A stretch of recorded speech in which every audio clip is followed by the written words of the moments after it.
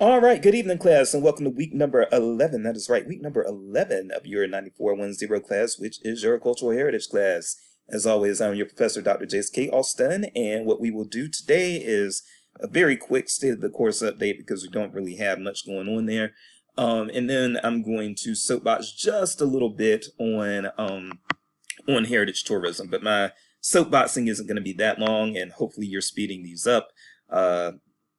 Probably next week when we do I'm warning y'all ahead of time, probably next week when we do the Confederate commemoration, I am going to talk a lot. That is one that gets me going. But this time we should still be keeping the video around 20 minutes unsped up. So it'll be even shorter than that when you do speed it up. But let's go ahead and take a look at our state of the course updates. So first things first, we do have kind of a break in the norm coming up a week from Sunday. So don't forget that you have your mini interview with a cultural heritage worker. That's going to be due a week from Sunday, April the 16th. And this isn't going to be too hard.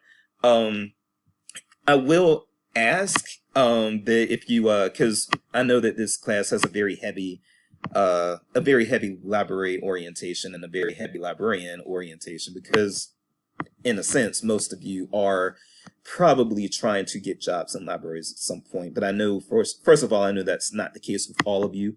And second of all, just for the, second of all, some people get into libraries and then they want to go to other types of cultural heritage work from there. But libraries can be a stepping stone for that. But what I would like for you to do, if you don't have any option other than somebody who works in a library, then by all means, use somebody who works in a library. But when you are doing this assignment, if you know someone who is, and when I say someone who works in a library, I do mean a librarian. So I'm not actually, in this case, I'm not actually talking about archivists. So if you do know somebody who's an archivist or who's a museum curator or who, does any number of things for cultural heritage preservation, if they are people who even, you can have even local business owners and those sorts of things if you feel that, and it's going to be your judgment call, but if you feel that the business that they are owning or that they manage is one that contributes to the cultural heritage of the local community or the community that the business is in. Those are all fair game. There are a number of other things that are fair game. If you know somebody who's an event planner or somebody who, plans festivals and that sort of thing, those types of people work. You can even, if you know someone who's in charge of an art gallery, if you know somebody who is a conductor of a symphony, whatever, there are some things outside of just librarians that you can use an interview for this assignment. And I would like for you all to think about that because I do want this to be vocational guidance. Basically, this assignment is vocational guidance. Once you do this assignment, once everybody, and that's also why this is a discussion prompt instead of something that you submit directly to me. So basically, once all of these are up, you all will have the opportunity to read what your classmates have offered. And hopefully that will get your mind thinking of, oh, these are other careers that I can do in cultural heritage. And here's how I can go about getting one of those careers. So that's why I'm asking you to think outside of librarians for this assignment. Now, again, if you have to go with a librarian, you just have to go with a librarian. But also in that sense, if you have to go with a librarian, it would be cool if you go with somebody who, again, is like if you've got like a local history librarian or a genealogy librarian specifically, those are niches within librarianship that librarians at times have. And those would be, I would say, for instance, that a genealogy librarian would be more of their job involves cultural heritage more than, say, a business librarian, if that makes sense. Okay, so that's how I'm looking at that. Hopefully you all will find somebody great to talk to, and hopefully this will be great vocational guidance for your classmates. So that's pretty much it. I do want to apologize for not getting the check-in video up Tuesday, but I was just too tired, y'all. I know some of you are in my business class as well, so you've already heard this, but yeah, it was In the past 3 weeks, I've had two presentations and a journal article. The presentations went fine. The journal article got turned in. I've got a book chapter that I'm writing that's due at the end of the month. So I am working on that, and so that is why there is delays. There are delays both in getting these 4 heritage papers graded, and also the delay in getting this video up today. But I've probably said this before, but I want to remind you all as well, because I've had people comment on this on my evaluations before. So I've had people say, well, I know he's writing this or presenting that, but this is his job. And so I do need to let you all know my job is actually all of that. So my job is teaching, but my job is also scholarship or creative endeavors, as they might say for some disciplines. So that's part, and this is true with pretty much any university professor. Our jobs are service, teaching, and then creative output / scholarship.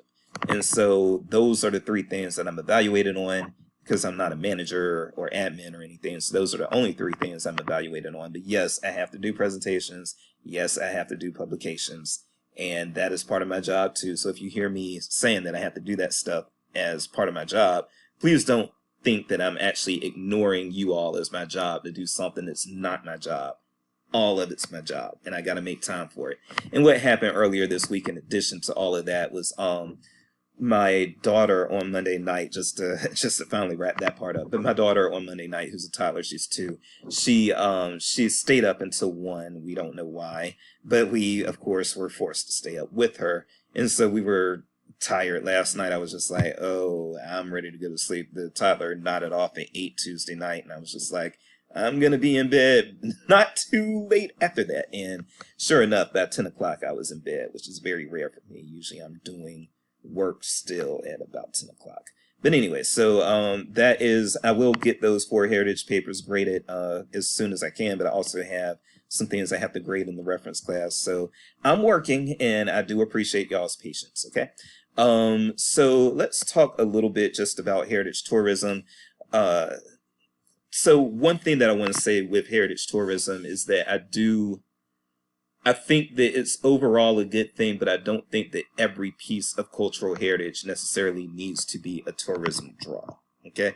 So I will say that I think that heritage tourism, again, is good, especially I'm from a small town, and heritage tourism, a lot of times that is something that brings in revenue specifically for small towns. If the small town is known for something in particular, then they can have like festivals and events around that thing that they are known for, and that can draw in tourists, and tourists bring in tourism dollars all over the place. They may pay to get into the festival. They may pay to participate in things within the festival. Then they may pay for lodging, for food, for gas, all of these things. Okay, so it's good for the local economy to have different forms of heritage tourism, and a lot of things can come under heritage tourism. So even big cities benefit a lot from heritage tourism. And one thing that you might not think about is that, and we don't have a module in this course about this, unfortunately, because the course just isn't long enough. But games are a part of cultural heritage in a way. In fact, the Olympics is celebrated as one of the biggest worldwide, probably the biggest worldwide cultural heritage event that you're going to have. When I say that, I mean participants from worldwide. They're not necessarily playing the games all over the world. You all know what I'm saying. But anyway, and I hope you sped this up, because there will be a little rambling. But so I think that what you need to do with heritage tourism is you do need to, hold on for a second. Oh, I'm sorry. I think I missed part of what I was going to say as I got back to something else. So when I say that games are part of heritage tourism, for big cities, of course, that's big, because yes, that means that you can make the argument that cultural heritage is actually being performed and celebrated when we have baseball games and basketball games and football games. We just had the national college championships over the weekend. Well, the men were Monday, the women were Sunday. And, you know, all of that brings in tourism dollars. I have gone to see the Panthers play the Saints and the Buccaneers in those cities. And so I was a heritage tourist at that time. And yes, I was spending money to buy food in Tampa. I was spending money to buy lodging in New Orleans and that sort of thing. So again, heritage tourism, very important. And then most big cities do still have their tourism draws. Of course, a lot of museums and everything all over DC. Here in Kansas City, we have 18th and Vine. That's a big tourism draw. We have sports teams here in St. Louis. They have the Arch and so forth and so on. So yes, heritage tourism is important. I think it is a way to heritage tourism, I feel, is a double benefit for communities because A, it brings in revenue from outside of the community, but B, it at the same time it allows the local community to celebrate and be boastful about the accomplishments from within their community. So it builds pride, it creates jobs within the local community, even if it is part-time jobs. A lot of times it's part-time, but still it creates some jobs, and it just makes people more proud of where they are. And if people are more proud of where they are, you have a good chance of keeping them where they are, have a good chance of keeping your the people who contribute positively to your community, and you don't want to lose those people to other communities. So that's where I am with that. But what I will say is that I will say that not everything needs to be commercialized, and you can have a whole argument as to whether or not heritage tourism actually is necessarily commercialized. That's a whole other argument. We don't have time for it within this video, but if we're working under the assumption that heritage tourism does inherently provide, it does make things commercial, if it inherently makes things commercial when you have heritage tourism, then I would say that, you know, there are some things that you probably don't want to just put out there for the sake of just trying to draw people in. And not everything is treated that way. So for instance, there are a lot of, you know, we have our museums, and a lot of times the museums are visited by tourists to a new city. But then there are, just to keep it real, there are some museum collections where the materials really aren't highlighted and promoted or advertised with the intent of bringing in outside visitors. And I think that's good, because I do think that there are some things, especially in archives, but also museum collections and things in galleries and elsewhere. I think that there are some things that what you really want to do is preserve them more so than promote them. You want them to be safe so that the historical record is always there, and so that scholars and researchers and those sorts of people can review those things, look at them, study them, use them to advance knowledge further.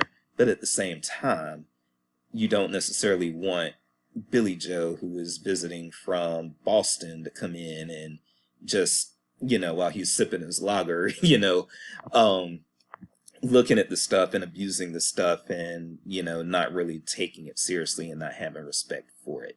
And that's the thing. It's like not every heritage piece is necessarily going to be respected by consumers of cultural heritage, okay? And so that's something that I would implore you all to keep in mind at all times. So, and there are some things also that I would say they're heritage events, but they are heritage events that are for specific people. No, don't get me wrong. So me coming from North Carolina, this is going to be a very North Carolina centric way of looking at this. And so some of you who live elsewhere may not agree, because it may not be the same where you are. But in North Carolina, there are a lot of tribes of indigenous people, or people who identify as indigenous. And a lot of these tribes do have powwow events. Some of the powwow events are more heavily attended than others. The Halawasaponi Powwow event and the Halawasaponi are a nation of people who are situated actually in my home county. Their powwow is very commercialized, and it brings in people from all over the country. And I've even seen people from Canada, kind of in the home county. I don't go to the Halawa powwow, and there's some reasons for that. That again, not we don't necessarily need to get into that for this video. But what I will say is that, again, the Halawasaponi powwow is very heavily attended. And attended by a lot of people who do not identify as indigenous. So a lot of black people go, a lot of white people go, and they just go to, to kind of get the experience, see, taste the food, see the dancing, hear the music, and so forth and so on. On the flip side of that, the Okinichi powwow, which I have gone to, I've been to the Halawa powwow once. I've been to the Okinichi powwow once as well, but I went to the Halawa powwow as a kid. The Okinichi one I went to when I was, I think, 28 or 29, so I was an adult. The Okinichi powwow really isn't commercialized like that, and the people that attend, you see a lot more people who attend who actually identify as indigenous, as opposed to people who identify maybe as white or black but still want to kind of check things out, see the culture and everything. That Okinichi powwow, it was really, I think, pretty much all of the people who were audience members were in it. It was very sparse, but I think everyone except me probably identify actually as indigenous. And so that's something that, and I saw the differences in, what was going on in those two powwows, even though the Halawa powwow that I went to was a long, long time ago. I still have memories of it. And there was a difference in how things were carried out. You didn't see as many vendors selling things at the Okinichi powwow. There were some, but you didn't see that many.